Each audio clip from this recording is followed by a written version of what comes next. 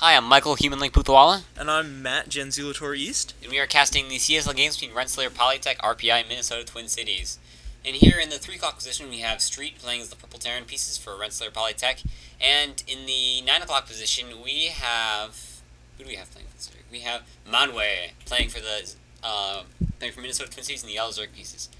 And this map, as you know, isn't in the standard map pool. It's one of the ICCup maps, which means a couple things. First, it means it's user-made as opposed to made by Blizzard, which accounts for some interesting things. For example, on each base is actually 2 squares up, so Reapers and Colossus wouldn't be able to do anything normally. But we have this interesting ridge down there. It's kind of a pop-in spot for Reapers and Colossus and things like that. And I gotta feel that ridge down here really it favors the Terran a bit because it allows them to jump up with Reapers, and it even favors Protoss. Not only that, but if you're really under pressure by Terran, you can throw some siege tanks down there and start sniping off units that try and come by. But really, there's not all that much the Zerg can do with that ridge. So I find that ridge in particular kind of it doesn't help the Zerg player much, but it almost definitely could help the Terran player in Protoss. Very true, very true. And here we have the Zerg player scouting Street first off. That's a fairly early scout, so it could be seeing something a little cheesy, or maybe he's just a little nervous about proxy 2 gates, things like this, because I'm sure he's thinking about doing some early expansion, and you need to check to make sure there aren't anything. And no, it looks like he's not going early expansion. He's getting gas at his main. So it looks like we're going to see a 15 gas from our Zerg player, followed by, hopefully, a spawning pool for some early speedlings, or perhaps even a baneling bust. Maybe that's the reason he's scouting it so early. What do you think we're going to see, Matt? I think we're going to see, we're going to probably see some type of tech going down.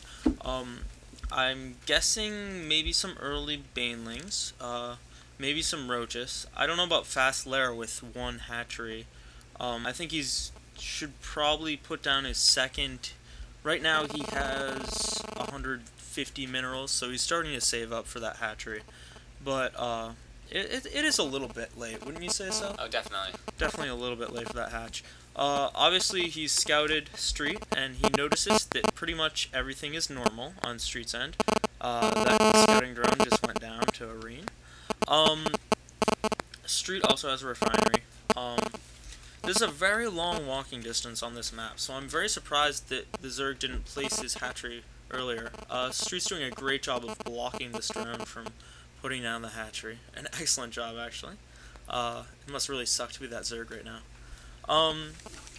The walking distance is so far on this map that I feel like the expansion would be relatively safe compared to other maps. So I'm surprised he didn't go for it earlier on at around the 15 supply mark.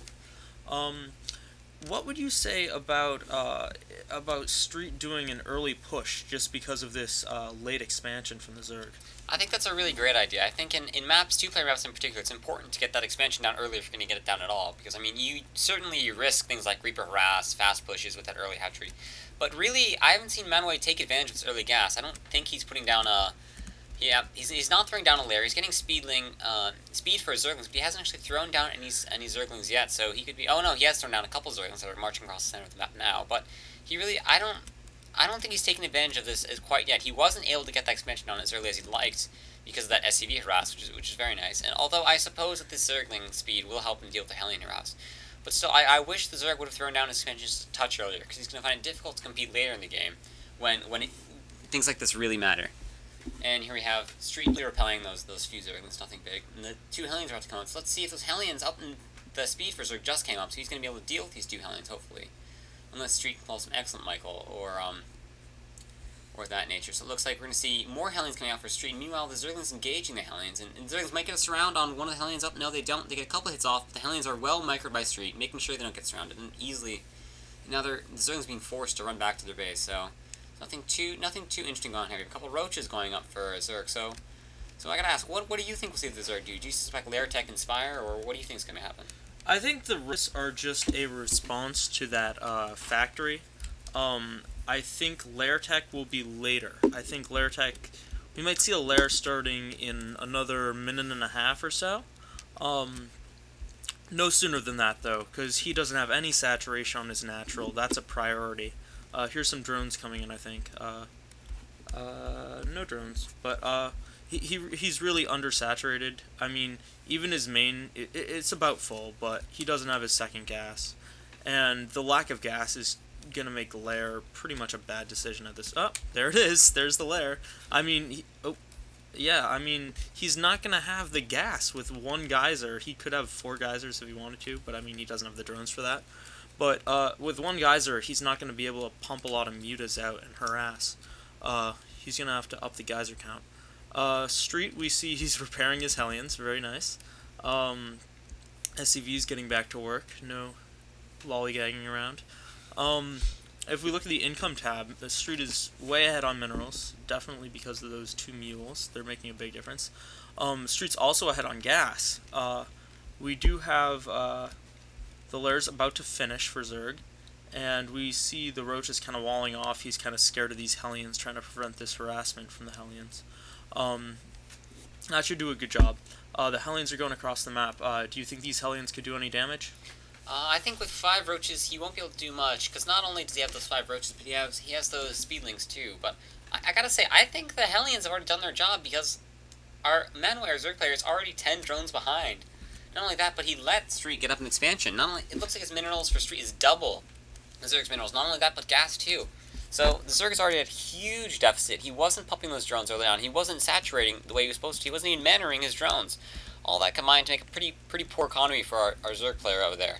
So I wonder if these Hellions haven't already put on the pressure, forced him to throw up more roaches than he wanted, maybe, throw up some buildings and things like this. But I don't see Manwe being able to cope with a push and be able to recover. It's possible. Yeah, we see the harvester difference is by 13, so huge harvester. That's almost 50%, more than 50% more harvesters for a Street. Not only that, we don't see the second gas being turned. We do have a push coming out from Manwe, so we got a bunch of roaches wandering across the battlefield. But I wonder if Street will build a Holland. It looks like he will. He has, I believe, a Thor at his base and a few Marauders. So if we can get some good repairs maybe on the SCVs, you could see this attack repel. But still, it's going to be a good push for Manwe.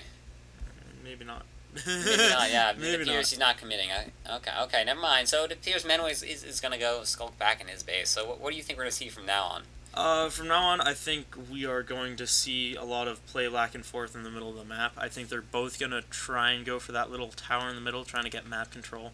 I really didn't see that push doing much of anything anyways with the Rauder, 4 Rauders and a Thor up there. Now it's even more. I really didn't see it doing anything. That Thor, he could just repair it, and it just tanks so much damage. You see the Zerg, he's starting to almost catch up in workers, not quite. I'm surprised the Zerg's really late on his basis. I mean, we see that Street has up his nat, it's well defended, it's not going down anytime soon. The Zerg should know that this is not going to go down, and the Zerg should put up a third. Let's look at the resources. Yeah, the resources, he has 500 minerals, so, I mean, he could probably put up a third if he wanted to. Oh, there it is, Speak of the devil. We see these roaches mixing in with a couple Zerglings. I want to see some Banelings morph, but the Baneling nest is not up yet, and I think it's very necessary against Terran. Although I think in this situation, this would probably be the least necessary situation because there are a lot of Thors, a couple Marauders, and the army composition really doesn't shout out Banelings.